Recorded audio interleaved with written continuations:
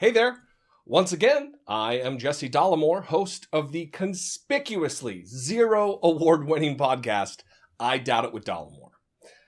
Well, we find ourselves here once again, and only 2 months since the last time I talked about Donald Trump and his troublesome connections to racist, white supremacist, and white separatist groups.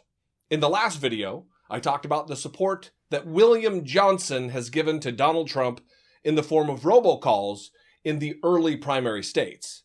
As a reminder, Robo Calls like this one. The American National Super PAC makes this call to support Donald Trump. I am William Johnson, a farmer and white nationalist. The white race is dying out in America and Europe because we are afraid to be called racist. This is our mindset. It's okay that our government destroys our children's future, but don't call me racist. I'm afraid to be called racist. It's okay to give away our country through immigration, but don't call me racist. It's okay that few schools anymore have beautiful white children as a majority, but don't call me racist. Gradual genocide against the white race is okay, but don't call me racist. I'm afraid to be called racist. Donald Trump is not a racist, but Donald Trump is not afraid. Don't vote for a Cuban, vote for Donald Trump. 213-718-3908. This call is not authorized by Donald Trump. Well, it's only been 2 months since that video, and now we find out that Donald Trump has rewarded that same William Johnson by naming him a delegate right here in California. Well, to be fair, they made him a delegate only until the media started asking questions.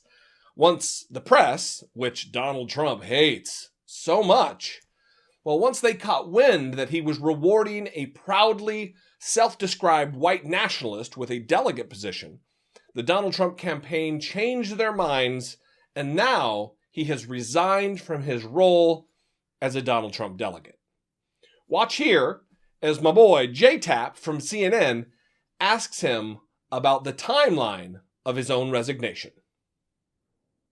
My understanding is that once some reporters noticed that you were a delegate and asked the Trump campaign about you, the Trump campaign tried to get you removed as a delegate, but it was too late. Is that correct? Well, I think that I was approved as a delegate. I submitted my application and I was approved. And then immediately when the list came out, they saw that they had a clerical error. And so then they sent me an email saying that you are removed from the list. So I wrote back an email telling them, I understand, I resign. And then later in the day, I got contacted by a media person who says, well, you're still on the list. And so then I sent them a second email saying that I resign. I will not attend the convention. I will not be a delegate. So the Trump campaign found it objectionable that you were on the list before reporters did. Is that correct? No. Did you catch that? Jake Tapper asked, so the Trump campaign found it objectionable that you were on the list before reporters did. What was William Johnson's answer? No. So what do you think about this? Do you agree with me that there certainly seems to be a quid pro quo at play here? He supported Donald Trump early on with hateful and racist robocalls, and in turn, Donald Trump rewarded him with a position as a delegate. Donald Trump claims to be not influenced by special interest. We hear it all the time. But aren't racist, white supremacists, and white separatist groups just a different form of special interest group?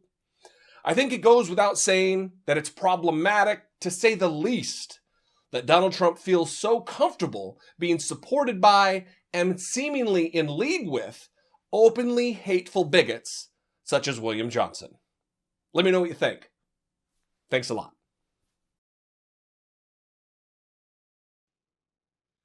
Hey, if you like this, or even if you hated it, for more like it, go ahead and click subscribe to the YouTube channel. Or if you really like the sound of my stupid voice, why don't you check out the podcast? We're on iTunes and Stitcher. Again, it's I Doubt It with Dollemore.